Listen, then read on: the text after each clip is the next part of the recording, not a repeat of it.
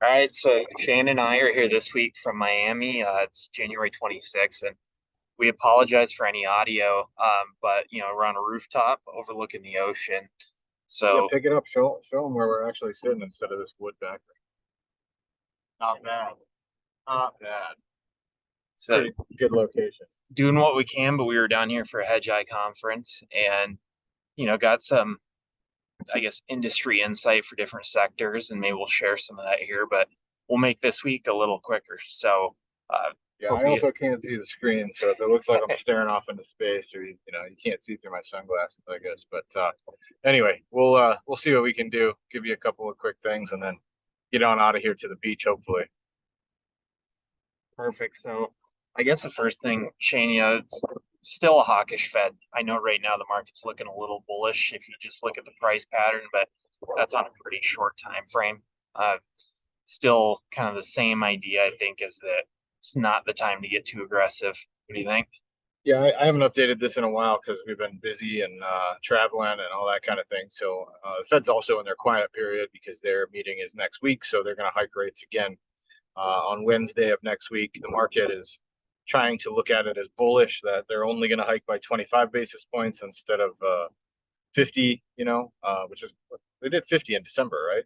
Yeah, it Yeah. was down from 75 to 50 in December. And now I expect them, and we've expected for a long time that they would drop from 50 to 25 at this meeting, and probably one more 25 basis point increase at their next meeting in March. So hiking rates is not bullish. It's not dovish. It's hawkish, and we'll see what happens. But I expect them to hike. Was this Leo Brainerd? I'm trying to read this and I really can't see it, but interest rate hikes will slow the economy further this year, but they must remain restrictive. So that's super hawkish. And then you've got Susan Collins out of Boston saying slower pace of what? Interest rate hikes. So they're not pivoting, they're not cutting rates. The market wants it to be bullish. It probably is not going to be bullish. And I think the bear market rally we're seeing kind of currently unfold is just yet another misunderstanding of that whole situation. So that's what I think. Yeah.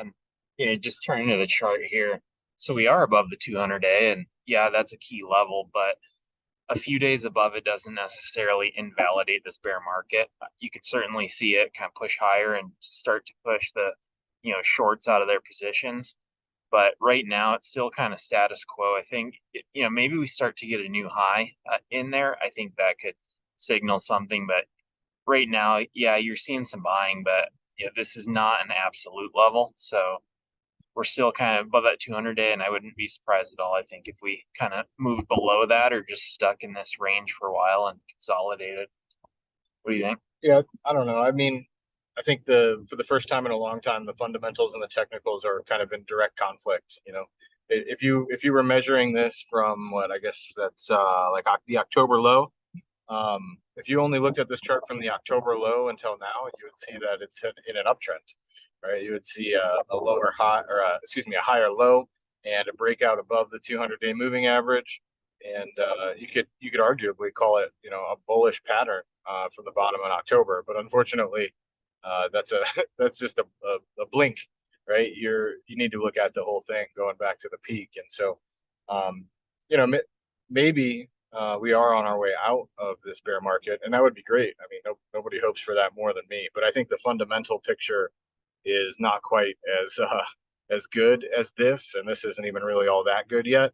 Um, so if you want to be bullish and you want to try and pick the bottom, which you guys know I won't do, you could get pretty aggressive right here and put a stop in at the 200-day moving average. If we drop back below that, you get out, without too much damage. And if the bear market's over and we rally higher from here, you'll be happy that you're super long. I wouldn't do that personally, but that said, I have only longs in my personal account right now. I have no shorts, and that feels awful actually. but I mean, we trade the market we have, not the market we want, and yeah, I don't know. I think time will tell what happens with the upcoming hike and how that unfolds in the economy and in the markets in particular. But I think fundamentally speaking, the market's not in a great place. And I like perfect example is like I just still can't understand how I mean, we're down here on, on a business vacation, whatever you want to call it. But we're taking it easy. We're going out to dinners. We're valeting cars. I think I paid $55 to valet a car for a half a day at this Hedgeye conference, which was awesome. Um, I don't even know how much I'm paying for the overnight valet of my car at this hotel, but I'm not looking forward to getting that bill. The hotel was expensive. I paid $76 for breakfast this morning. And yet there's all these people out here. Like, I don't know where all these people are getting all this money from, with prices being what they are, and the employment, the participation patient rate of labor. Only 60% of people or something are even like going to work or looking for work. I just, I don't know. I can't make sense of it in my head, and I just feel like we're right around the corner from a major step down in the markets due to the fundamental picture just finally, you know, I don't know, just blowing up. So I don't know. I have a hard time. I'm very bearish. Like, I look around and I see the fundamentals. I see the Fed hiking rates. Uh, GDP was a little bit better than expected, but still under 3%. So I don't know. I don't know what to make of it, to be honest. Like, I'm just telling you, I don't have a crystal ball. I can't tell what the market's going to do. Um, Being above the 200-day moving average is certainly a bullish thing, but it may not last. So I'm not getting too excited yet, I guess. Yeah, and I think that's the big one here. It's just that disconnect between fundamentals and technicals.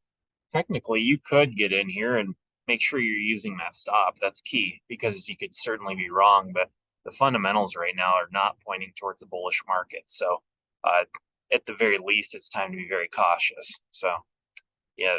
Next thing here, so Lizanne Saunders over at was it Charles Schwab was Yeah, just yeah, well, yeah, yeah, yep. So just kind of talking about some comparisons here, and history doesn't repeat, but it oftentimes rhymes. And here's a comparison for you. yeah. And we've looked at this from another vendor before. I think I had this slide in my market commentary last month, and then we looked at it in an Elevate chat, I think, last month. But you know, things could easily drop from here. When things are starting to look their most bullish, is kind of when they're at their most dangerous during a bear market. So if we're still in a bear market, certainly the fundamentals would argue for that. That and this is just another bear market rally that ought to be shorted.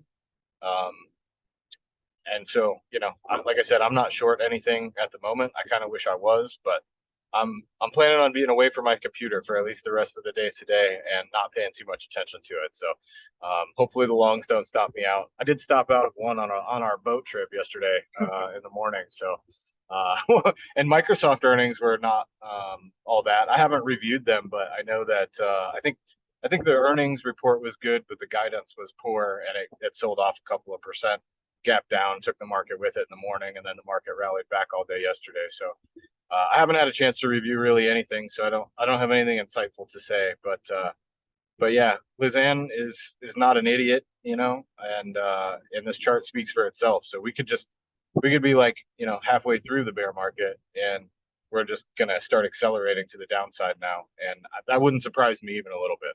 No, not at all. By the way, market likes to suck in a lot of people into the bull side before it really drops, right? Like, I still don't understand how things like GameStop and AMC and Bed Bath and Beyond can rally 30, 40, 50, 60% at the bottom of a bear market. Like, that's not how bear markets behave. These companies need to go bankrupt, and all the people who are trading them and pumping them up on Reddit and social media, those people all need to get, washed out of the market, and that's when we'll finally see a bottom. So that's why I have a hard time believing that we've seen a bottom, because those people all still have money to lose apparently, which blows my mind. Agreed. You're just not seeing that desperation phase where everyone's hurting financially and they've given up on the markets, and you're still just hearing this bullish narrative, and that does not sound like a bottom to me. So, and then here's one just kind of highlighting the Hedgeye conference we went to. Great. I think one of the presentations I enjoyed is so Neil Howe, author of the Fourth Turning. Great book, just understanding some of the macro cycles out there. But he's got a new one coming out that we're going to get for free for attending this conference. Did you turn in your little slip to get the free book? I have not, unfortunately. So I'm too late now. I don't know. I turned mine in, so I'm looking forward to getting a free copy of the updated Fourth Turning. If you guys haven't read that, it's a a pretty deep study on demographics and how that kind of works through the economy. So Neil Howe's super smart guy. It was kind of cool to see him talk in person. Yeah. And I would also just take a minute to acknowledge these guys over at Hedgeye. We use their research a lot. We share some of their charts in our chat when we do it each week. There's not a chart from those guys in there every week, but throughout all the chats, we've used plenty of their charts and plenty of their data and research. I get on their call every morning, and they've got 40 analysts or something that just kind of go around the horn and talk about in 3 to 5 minutes what's going on in their sector, which companies are likely to do the best, which ones are likely to do the worst, and they got a great team of analysts. They know what they're doing, like us and everybody else. They're not right 100% of the time. That's not what it's all about. But they're also not just blindly making picks and spouting crazy stuff. Like, they're doing their homework, they're doing the research, they're creating the charts as evidence, and I think they just do a really good job. So not to be a commercial for Hedgeye, but just in the interest of kind of promoting something that I think is good for people. I think they're the antithesis of like a Wall Street investment banking firm that's just in the business of selling stock to you. These guys are not trying to sell stock. They're happy to go short companies. They're happy to have a sell rating on a stock. Most Wall Street investment banks don't ever produce any bearish research at all because it's not in their best interest. So if you guys don't know who Hedgeye is or what they're all about, I'd encourage you to go check out their website. And if you had to pick one thing to subscribe to from those guys, I would tell you to check out The Call. I think it's like $300 a year. There's a monthly version, and it's every morning from 7:45 Eastern to about 8:45 Eastern. They do this call, and you get coverage of basically every sector. Not really every sector. They don't have like an energy analyst, so there's a few they don't cover, but it's really just I think a great product, and it helps us get an understanding of we're a small firm with 4 people. I don't have 40 analysts working at Elevate. So it's nice to have access to these guys who that's all they do is analyze stocks and sectors, and they produce pretty good research that you can use any way you like. Yeah, I agree. And great resource, so check it out. And here's just some update from our time here in Miami. Did some fishing yesterday, and yeah, did well. It was nice going out at the sunrise. The sunrise was beautiful. It was a windy and choppy day. A few of our team members didn't fare so well with their sea legs, uh, but we did catch Olivia over there on the right. Caught a nice big barracuda, so that was pretty cool watching that thing come in, and it was nice just to spend some time with the team out there on the ocean. And it was a nice boat.